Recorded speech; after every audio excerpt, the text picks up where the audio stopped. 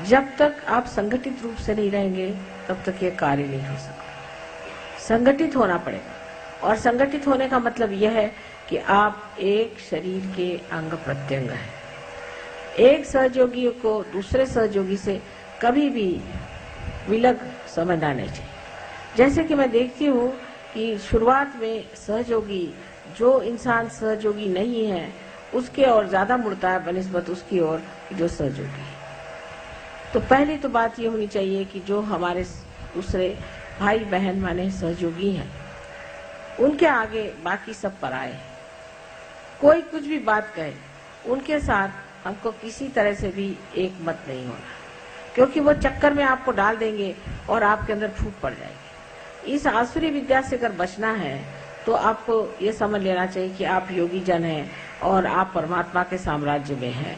हर आसुरी विद्या का एक एक एजेंट है, समझ लीजिए, वो आपको खींचना चाहता है कि आप इस विद्या से हट जाएं और उनकी विद्या में आ जाएं। और उनकी चालाकियां इतनी सुंदर हैं कि आपकी समझ में नहीं आएगी। इसलिए पहली चीज एक है नियम कि हम सहयोगियों के विरोध में जाए और कोई ग्रुप हम नहीं बनाए। अगर कहीं ग्रुप जरा सा भी बनने लग जाता है सहयोग का तो उसको मैं तोड़ देती, और ऐसा तोड़ा है।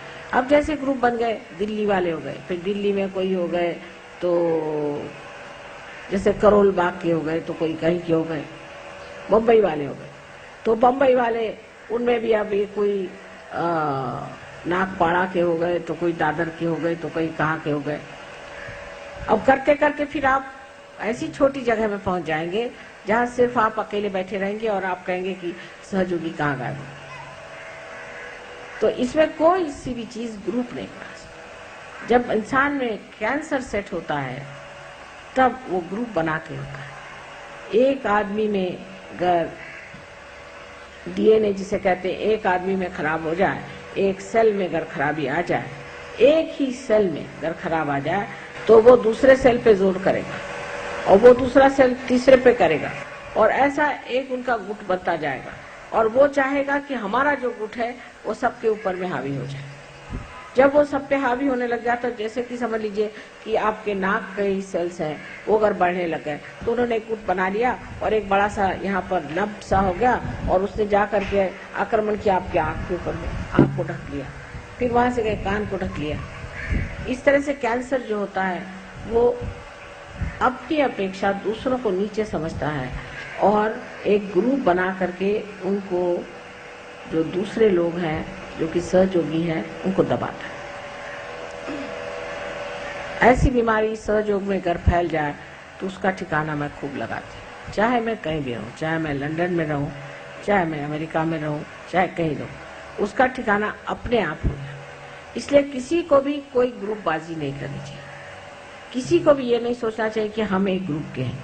अगर 10 आदमी एक साथ रहते हैं और बार बार एक ही साथ 10 आदमी रहते हैं तो समझ लेना चाहिए कि ग्रुप बन रहा है। सहयोगियों को कभी भी एक साथ 10 आदमी हर समय नहीं रहना चाहिए। जब आज इनके साथ बैठे तो कल उनके साथ, कल उनके साथ तो उनके साथ। जैसे कि हमारे अंदर जो रक्त के छोटे छोटे पेशियां हैं जिनको हम सेल्स कहते हैं, वो अगर समझ लीजिए एक जगह बैठ गए और 10 सेल ने सोचा कि हम यहीं बैठ जाएं, तो उस आदमी की मृत्यु हो जाएगी, सहयोग की मृत्यु हो जाएगी। इसलिए हम 10 आदमी एक साथ, क्योंकि हम एक ग्रुप के हैं, ये एक ग्रुप के हैं, वो एक ग्रुप के हैं।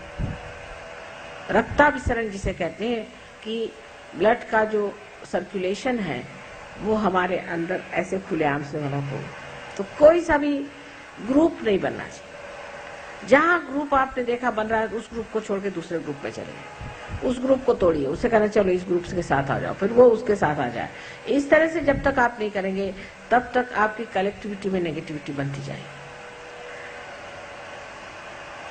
जैसे कि मैं कहती हूँ कि आपने अगर मथन करके और मक्खन निकाला, मक्खन के कण चारों तरफ है, उसमें एक बड़ा सा मक्खन का ढेला डालना पड़ता है, फिर उसके आसपास सारे जो हैं कण उसको जुटते जाते हैं।